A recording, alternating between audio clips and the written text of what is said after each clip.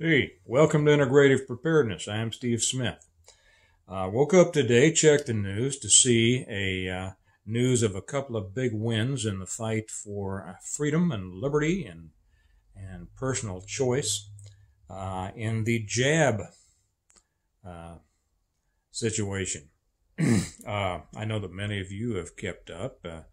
This latest attempt to control everybody through the jab and mandates and things like this is probably one of the most serious attacks and threats against our personal liberties that I've ever been aware of. They thought they had it made. They thought they had the war won, the battles won. People were falling into place all over, and and they were pretty sure because even though there were a lot of people at first saying, I'm not going to do it, uh, they, a lot of the people folded. A lot of the people, when it came right down to it, they said, well, I need my job. I'm not going to give it up. I talk big, but I just can't do it. And they folded. Well, there are a number of us who have not folded and continue fighting. And as many of you know, my wife and I took a very hard stand against it. We told the health system that we've been with for almost 13 years, both of us, no, we are not taking that jab for all the reasons that you all know. Don't have to get into that right now. We did get a religious exemptions because of the exemption requests that we submitted. Those were based on our beliefs in our church.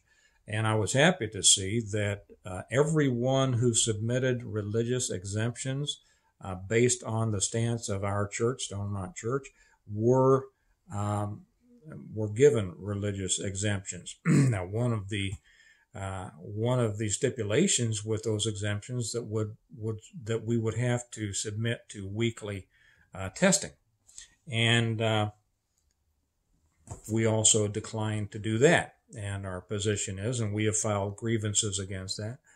And our position is that that's discriminatory. It's targeting one group of employees over another. It doesn't follow the science. As a matter of fact, it contradicts the science. I won't get into that, but those of you who keep up on your own know what I'm talking about. Well, this morning, but the hospitals were taking a hard line because they had this backing of the mandate, right? The mandate first that was supposed to go through OSHA, and that failed. But more people have brought court cases, have filed suit against these things. And then they did it through CMS, the Centers for Medicare and Medicaid Services, I believe it's called. That's the biggie. That's the hammer over all health care, because it is the one that can refuse to pay Medicare and Medicaid services to healthcare providers, and healthcare providers can't exist without that. Well, today, two of the biggest hospital systems in Cleveland, and one of which is a standard by which other systems measure themselves, the Cleveland Clinic. It was a standard. It was what our health system was so proud to align themselves with. Don't worry, one of these days I am going to get, after it all plays out, I'll get into the details of our situation, tell you whether we ultimately win, lose, whatever. But this is a big win. Now, I'll read you here. This is from Town Hall, and the headline is two of Cleveland's biggest hospital systems backtrack on vaccine mandate. Okay. And the story reads, University Hospitals and Cleveland Clinic, two of Cleveland, Ohio's major healthcare systems, announced last week they have reversed their COVID-19 vaccine mandates for employees. That is unbelievable news. The move comes after a federal court blocked the Biden administration's vaccine requirement for healthcare workers. Now, here's a statement from the university hospitals. It says university hospitals have been moving to implement the COVID-19 vaccine mandate required by the Centers for Medicare and Medicaid Services, that's CMS, in light of the federal court injunction issued November 30th that temporarily blocks CMS from enforcing the mandate. Come January 4, unless there is further legal action, caregivers may continue to provide patient care services regardless of their vaccination status. Okay, think about all the people who have lost their jobs now up to now, who have left their jobs, who have quit thinking that they weren't going to be able to work there, who have found jobs in other areas. The hospital systems are going in the toilet. I'll talk about that another time, but I just want to hit these things right now. The Cleveland Clinic also announced it would allow unvaccinated employees to continue working. In light of these developments, we are pausing the implementation of our COVID-19 vaccine policy, which required all employees and those who provide services with us to either receive the COVID-19 vaccine or an approved exemption with certain accommodations. And my computer has just said something weird here that gets in my way. Anyway, they're discontinuing this, and I can continue. Some came up over there. Anyway, the part of the matter here is that the hospitals have taken a very hard line, many of them, very hard line against their employees, forcing them to be vaccinated or lose their jobs. We all know that. Like I said, Kelly and I have fought against this. Many of our friends have fought against this. We will not budge. The hospital systems are deteriorating. Not all of them, because the system we were with they have lost their top people. They have lost their best people. They are trying to fill all the slots with traveling nurses and agency nurses, and they've got big signs out their hospitals right now, now hiring, and they're hiring people that are not of the quality of the people who left. Other systems who did not try to enforce this stuff are doing well. They're getting all the good people. But the point is here, that's great news that a couple of the leaders in the system now say because this federal injunction, they will not be enforcing these, and they will not be forcing their employees to be vaccinated. This is the start. These are major victories, and nobody should minimize the importance. Now, really what this means, because this has to do not just with healthcare, but it has to do with many of the things that we're dealing with in our country right now.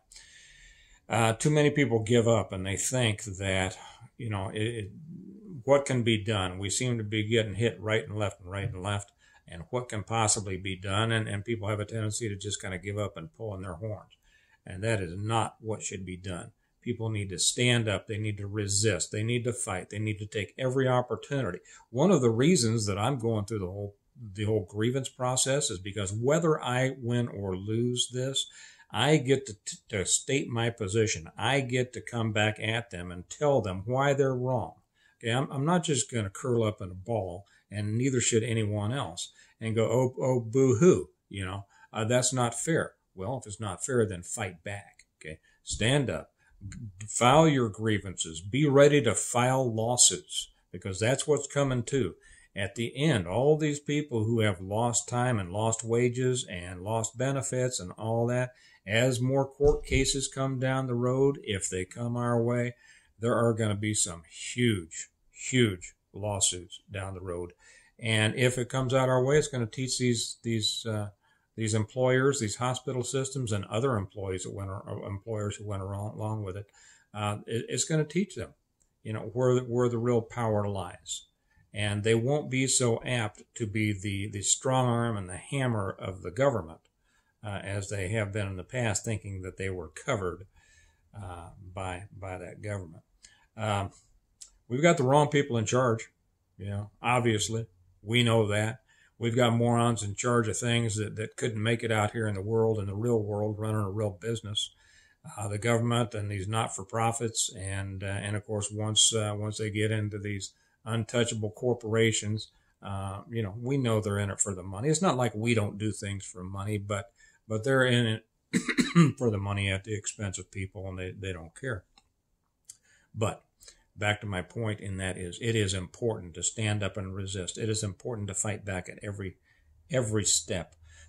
And for those, again, I will echo something like I did on the buy ammo now thing, and that says, if you don't think that it was politics that got this done, you're wrong. This is politics. and it's politics that because, and what I mean by that is the organized efforts to have an effect on the governing bodies, the whether it's your employer or the government itself, whatever. It's the use of power and standing up to push back. That's how you do it before anything more drastic is necessary. But the better we do it there, that's how we keep more drastic measures from being necessary, right? So anyway, this has been a great win. Stay tuned on this. There's obviously going to be more coming, but I'll tell you, this is going to cause a turmoil in the healthcare industry, and just stay tuned. Okay. So, y'all have a good day. Remember, we prepare well today in order to live well tomorrow.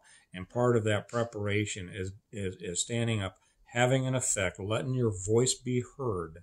Because this is macro preparedness, okay, not micro. This isn't just your personal preparedness that, oh no, I lost my job. I'm glad I've got 900 pounds of beans in the basement. This is about having an effect on the greater powers around you, and you can if you're willing to fight for it. So you all have a good day. I will talk to you tomorrow. Bye bye.